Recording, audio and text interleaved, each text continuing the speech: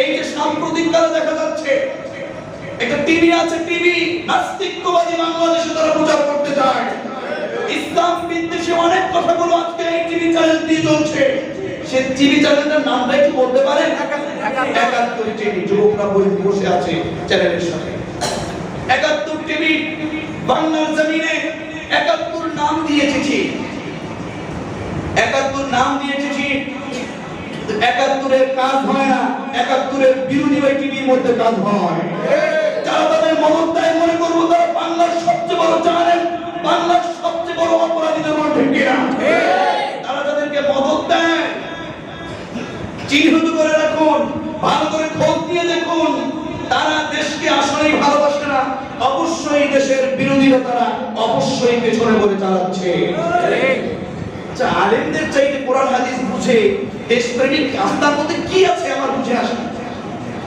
আলেমদের চাইতে দেশপ্রেম বেশি হয়ে গেছে আপনাদের। ৭১ নাম দিয়েছে, আমি এক জায়গা থেকে সংগ্রহ করে দেখে সেরে বুঝে আমি একটু অ্যানালাইজ করে দেখলাম। ৭১ নাম দিয়েছে ঠিক, ৭১ হলো স্বাধীনতার নাম, ঠিক কিনা? ৭১ স্বাধীনতার নাম, ৭১ সন আমাদের জাতীয় চেতনা, কথা বলেন ঠিক কিনা? ৭১ সন আমাদের জাতীয় চেতনা। ৭১ মানে ৩০ লক্ষ সহ কম বেশি শহীদ। ৭১ মানে বঙ্গবন্ধুকে হত্যার উদ্দেশ্যে পাকিস্তানের কারাগারে আবদ্ধ করে ঠিক কিনা? ৭১ মানে ২ লক্ষ মা বোনের ইজ্জত, কম বেশি লুণ্ঠন। ৭১ মানে আমাদের স্বাধীনতা। ৭১ মানে বাঙালিদের অস্তিত্ব, বাংলাদেশের অস্তিত্ব ঠিক কিনা? ৭১ মানে বাংলাদেশের অস্তিত্ব। ৭১ মানে হলো বিশ্বের বুকে পাহাড়ের মতো দাঁড়িয়ে থাকা অস্তিত্ব। ৭১ মানে বিশ্বের বুকে পাহাড়ের মতো দাঁড়িয়ে থাকা আমার প্রাণপ্রিয় মাতৃভূমি, ঠিক কিনা? ৭১ মানে হলো বাংলাদেশের হৃদপিণ্ড। ৭১ যে ইতিহাস, সেই ৭১-এর নাম ভাঙিয়ে খেয়াল করবেন, এই ৭১ টিভি সেই সকল নামগুলো ভাঙিয়ে ইসলাম জাতির শ্রেষ্ঠ সন্তান, আলেম সমাজ, মসজিদ, মাদ্রাসা, এমনকি মানুষের লাশ পুরানো সহ ইসলাম তথা ধর্ম বিরোধী অগণিত অনুষ্ঠান করে তারা পরিকল্পিতভাবে যুব সমাজকে ইসলাম বিদ্বেষী করে গড়ে তোলার ঠিকাদারি বাংলাদেশে চালাচ্ছে।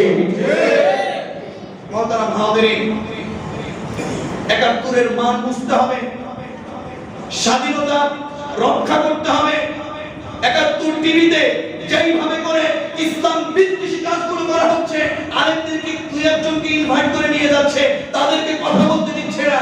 যদি বলে একটু নিয়ে তাকে বলতে না দিয়ে ইসলাম বিদ্বেষী কাজগুলো তারা সামনের দিকে এগিয়ে নিয়ে যাচ্ছে। মহতারাম হাজিরিন, সারা বাংলার জমিনে ওলামায়ে কেরাম আজকে ৭১ টিভি নিয়ে কথা বলছে। এই ৭১ টিভি আমাদের প্রত্যেক যুবককে সহ প্রত্যেক ঘর থেকে, প্রত্যেক টিভি থেকে আমাদেরকে অবশ্যই এটা বয়কট করতে হবে। শুধু বয়কট নয়, এই টিভিকে বাংলার জমিন থেকে ইসলাম বিদ্বেষী এই টিভিকে বাংলার জমিন থেকে অবশ্যই প্রত্যাহার এবং অশুদ্ধ এবং অবৈধ করে ঘোষণা করতে হবে। আর না হলে বাংলাদেশের মানচিত্রকে নষ্ট করে দেওয়া হবে। কিন্তু আপনি বন্ধ করবেন কিভাবে? এই টিভির পেছনে ইহুদি খ্রিস্টানদের চক্রান্ত ষড়যন্ত্র মদত রয়েছে বলে তাদেরকে আমরা শক্তি রাখা সত্ত্বেও আল্লাহকে ভয় না করে ইহুদি খ্রিস্টানদের সূত্র শক্তিকে ভয় করে আমরা তাদের কিছুই বলছি না, ঠিক কিনা বলুন?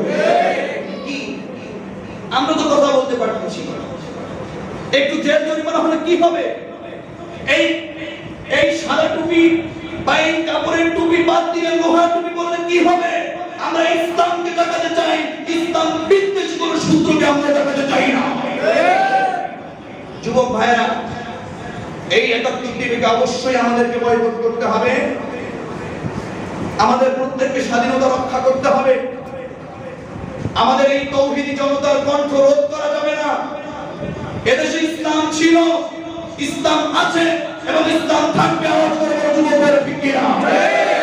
ইসলামের একটা সূত্র যদি ওরা বাদ দিতে চায়, বাংলার জমিনে যেমন করে সেই হিন্দুদের সাথে বিজাতিদের সাথে যেরকম যুদ্ধ ছিল, বাংলার জমিনে যেমন করে স্বাধীনতা আন্দোলন হয়েছিল, ঠিক তেমন করে ইসলামের বিপরীত কাজ করলে, ঈমানি চেতনা নিয়ে জাগ্রত করে ইসলাম বিদ্বেষীদেরকে আমরা ধরাই